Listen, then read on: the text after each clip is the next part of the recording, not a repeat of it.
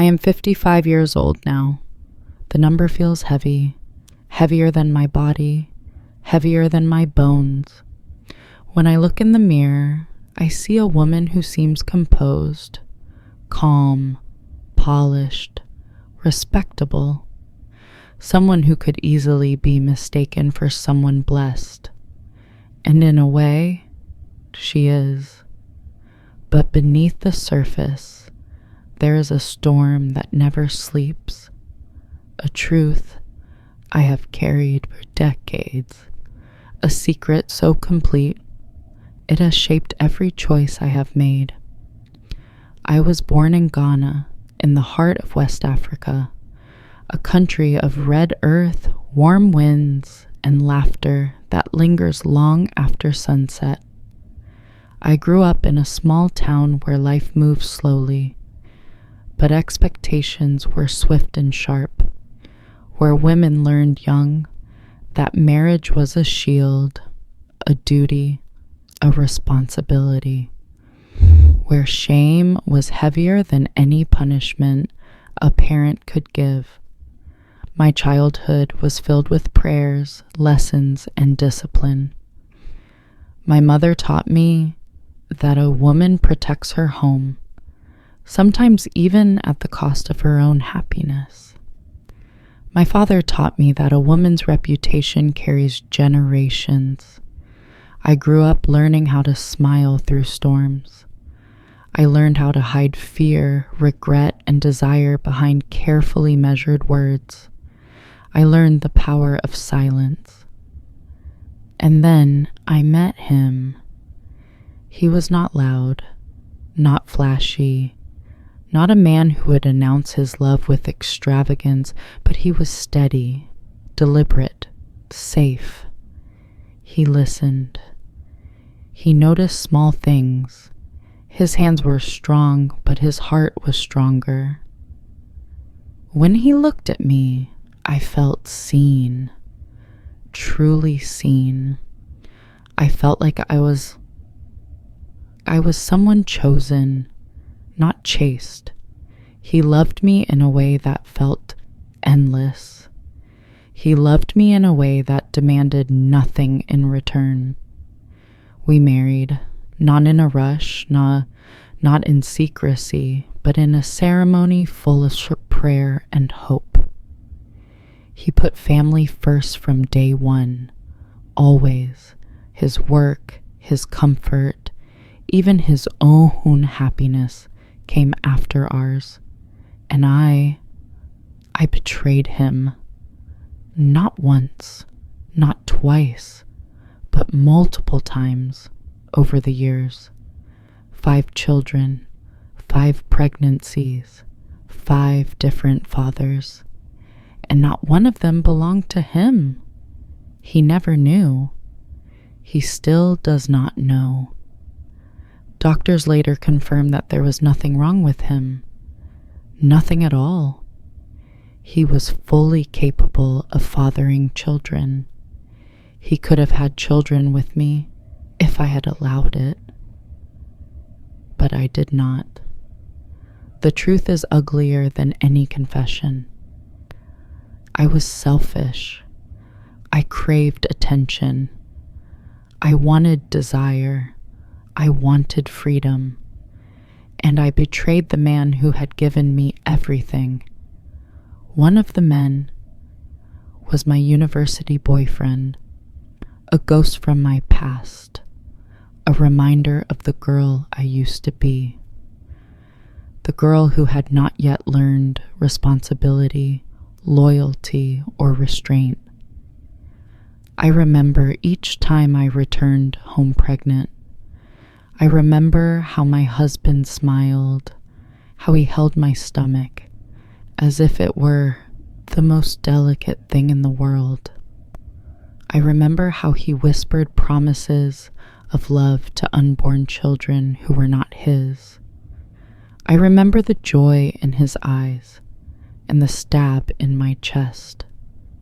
He never questioned me, never demanded explanations, never doubted my timing. He simply loved. He gave. He provided. He sacrificed. The first child, I told myself it would never happen again. The second, I told myself I would stop. The third, I said it would be the last. The fourth, I told myself the same lie again. By the fifth, lying had become second nature. And still, he never knew.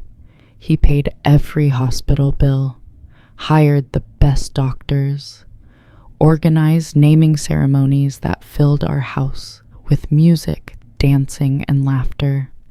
He cried when each child was placed in his arms. He thanked God for the blessing, and I said nothing. Over time, guilt grew in layers.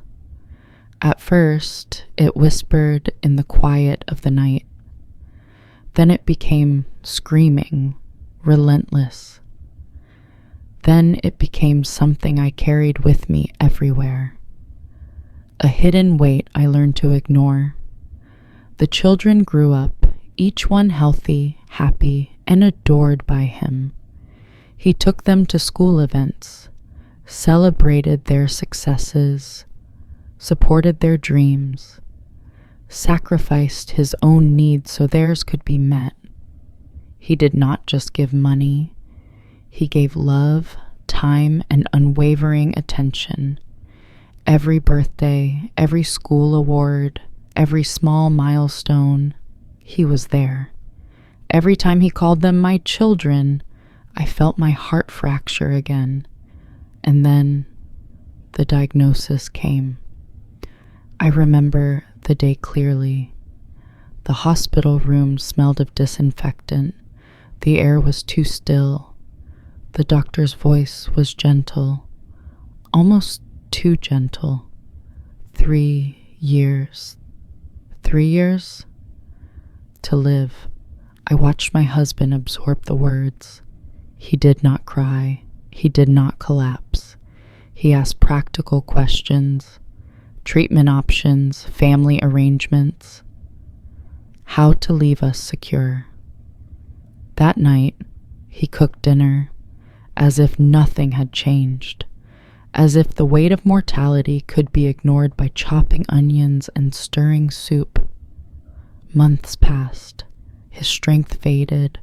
Treatment after treatment failed. The man who once carried everyone now needed support. Now the doctors say, 7 months. 7 months to decide what I will do. 7 months to decide who I am. Every morning I wake knowing the days are shrinking. Every night I watch him sleep and I ask myself questions I am not ready to answer. If I tell him the truth, will it kill him faster than the disease? If I remain silent, will I die carrying a lie so deep that it poisons every memory we shared? I replay moments from our life together, our first trip abroad. He held my hand as if the world belonged to us. Our wedding. He danced with joy that lit the room brighter than the candles. Every birthday, every milestone, every tear he shed for children who were not his. Everyone is a lie, and yet to confess now, it feels like murder. I watch him with the children. They are grown, confident, successful.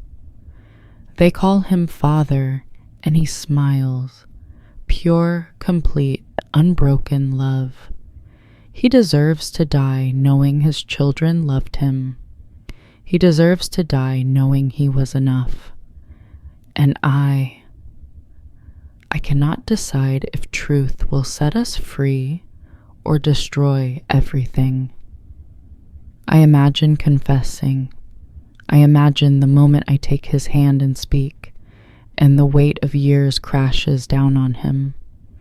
I imagine his face changing, shock, hurt, disbelief, betrayal. I imagine the life we built together collapsing in an instant, and yet I imagine dying with this secret inside me. I imagine holding it until my last breath while he dies, believing a lie. 7 months remain, and I cannot breathe. I am 55 years old. I have lived with wealth, comfort, and privilege. I have traveled, I have celebrated, I have raised children, all children of my own lies, and now I am left with time and the knowledge that love cannot exist fully with deceit. I am trapped between two impossible choices: confess and destroy the last piece of the man I promised to honor, remain silent and betray every ounce of conscience I have left. I lie awake, imagining conversations. I see him asking why. I see him asking how. I see him asking if any of the life we lived together was real, and I cannot answer. I walk through the house silently, watching his empty chair at breakfast, the way he folds clothes meticulously, the way he laughs with our children, and I feel like a ghost. I feel like someone who stole love without giving truth in return. I have thought of running away, of leaving and sparing him the agony, but I cannot. Not now, not ever, because love, real love, demands a choice, and I must choose. I am 55 years old. I am a mother of 5. I am a wife who betrayed her husband beyond repair, or so I fear. I'm a woman who may have to hold back a truth that could kill the man she loves, or finally speak and risk destroying everything. Time is slipping away. 7 months remain, and the truth is no longer quiet. Every morning, every night, every breath reminds me I do not know what I will do. I only know that love has many faces, and sometimes the most painful one is honesty.